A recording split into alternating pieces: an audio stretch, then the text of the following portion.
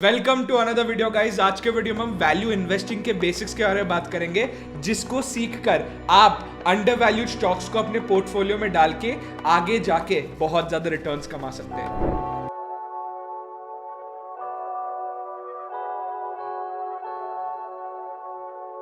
Guys, value investing एक ऐसा investing methodology है जो सबसे पहले बेंजामिन ग्राहम ने पॉपुलर किया था अपने बुक इंटेलिजेंट इन्वेस्टर के थ्रू। इस मेथड को फिर बेंजामिन ग्राहम के एक स्टूडेंट ने पॉपुलर किया, जिनको हम सब ओरेकल ऑफ ओमाहा कहते हैं। जी हाँ दोस्तों, मैं वॉरेन बफेट की बात कर रहा हूँ। वॉरेन बफेट आज के दिन 91 इयर्स के हैं और उन्होंने अपनी इन्वेस्टिंग की जर्नी 13 साल की उम्र से शुरू किया और इसमें से बहुत ज्यादा टाइम उन्होंने वैल्यू इन्वेस्टिंग के फंडामेंटल्स यूज किए, जिसके वजह से आज उनका नेटवर्थ 9940 करोड़ यूएसडी है।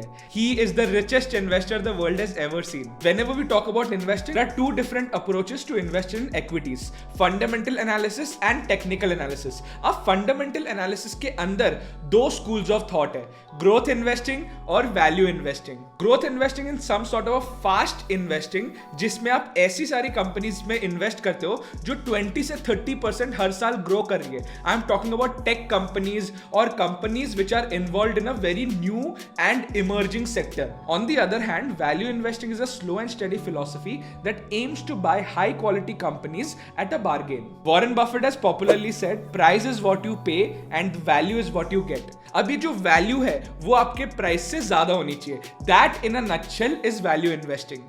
This is a skill that takes a good deal of reading and researching from high quality and legitimate sources like company annual reports, con calls, etc. Market generally companies को undervalued रहने नहीं देता और जब कोई company undervalued हो वो आपको obviously आपके आंखों के सामने नहीं दिखेगी, इसीलिए आपको बहुत ज्यादा रिसर्च करना पड़ेगा। Value investing can give you serious returns, but those serious returns will only come because of serious efforts and serious time invested in researching. लेकिन एक फ्रेमवर्क है जिससे आपकी ये जो वैल्यू इन्वेस्टिंग की जर्नी है वो आसान हो सकती है। आसान तो नहीं कहूंगा, बट इस फ्रेमवर्क से आपको क्लैरिटी मिल जाएगी कि किन चीजों में फोकस करना चाहिए। फ्रेमवर्क का नाम है 4Ms: meaning, management, moat and margin of safety. Let's start with the first one, meaning. The company should have some meaning to you, that is it should fall under your circle of competence.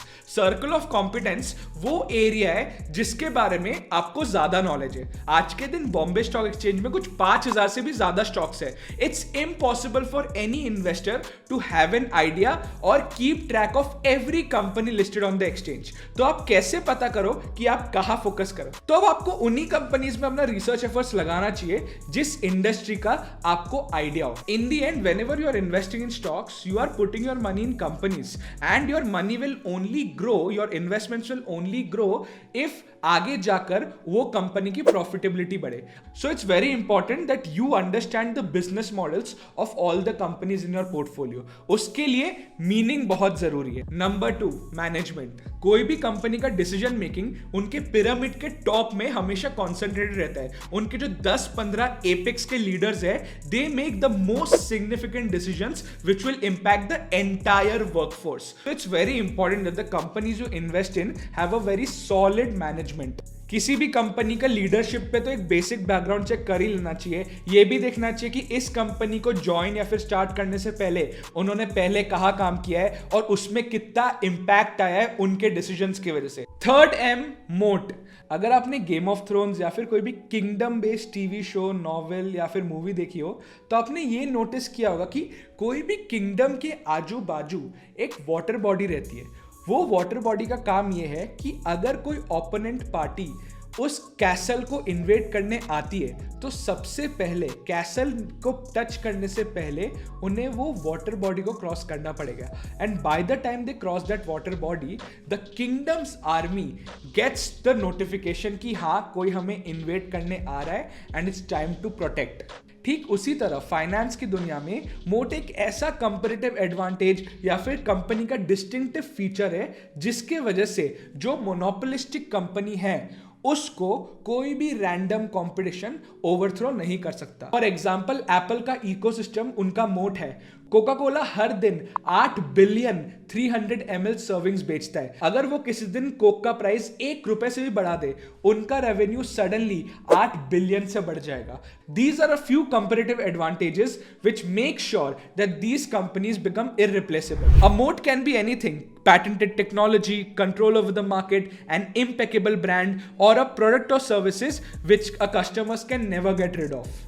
And the last M is margin of safety. In order to guarantee good returns, you should always buy a company at a price that gives you some margin of safety. तो जितना ज्यादा current market price उसके value से कम है, उतना ज्यादा margin of safety उस investment में रहेगा। उससे होगा ये कि कल जाके अगर उस कंपनी में कुछ प्रॉब्लम आ भी जाए और प्राइस उतना ना बढ़े जितना उसकी एक्चुअल वैल्यू है, फिर भी थोड़ा बहुत गैप रहेगा जिससे आप प्रॉफिट बना सकोगे। This is the final M, but this is arguably the most important because in the end, भाव भगवान छे। आपका भाव ही आपका फाइनल रिटर्न डिसाइड करेगा। This was the 4M's framework, guys. Now let's look at a few specific metrics that you should look at before making your investment decision. Number 1, consistent top line and bottom line growth. Top line is the revenue or the sales, guys, whereas bottom line is the profits. अब revenue, net profit, gross profit आपको तीनों चीजें income statement में दिख जाएगा। Typically Warren Buffett उन्हीं companies में interest लेते हैं जिनका ग्रॉस प्रॉफिट मार्जिन एटलीस्ट 40% हो और नेट प्रॉफिट मार्जिन एटलीस्ट 20% हो। पिछले 2-3 सालों में बहुत सारे स्टार्टअप्स ने बहुत पैसा उठाया है और अब कस्टमर्स को अक्वायर करने के लिए they are burning a lot of money, but there are lot of businesses out there which do not require a lot of cash burn to acquire those customers, because वो ऐसे products बेच रहे हैं जिसकी market में बहुत ज्यादा जरूरत है और जिसकी आदत लोगों को ऑलरेडी पड़ चुकी है। So Warren Buffett considers a business to be in good condition if the company can pay all their debt in less than 4 years. Next, we should check if the company is efficiently utilizing their resources. For that, we should check 2 factors: return on equity and return on capital employed. Return on equity is a metric which basically tells us how efficiently a company is utilizing its shareholders' equity to generate profits. उसी के साथ साथ return on capital हमें ये बताता है कि एक कंपनी अपना सारा कैपिटल कितना अच्छे से यूटिलाइज कर रहा है टू जनरेट प्रॉफिट्स। अब ROE और ROC सिर्फ 1 साल का नहीं देखना चाहिए। We should look at the 10-year figures और 5-year figures and they should be more than 15% on an average. You should typically compare a company's ROE and ROC with their peers to understand how efficiently they are running their business. So these were a few metrics, guys. Apart from that, we should look at the cash flow statement to understand how much free cash flow a company has. We should also understand how much capital expenditure the company truly has. अगर एक company का capital expenditure हर साल constantly बढ़ रहा है, that's not a good sign.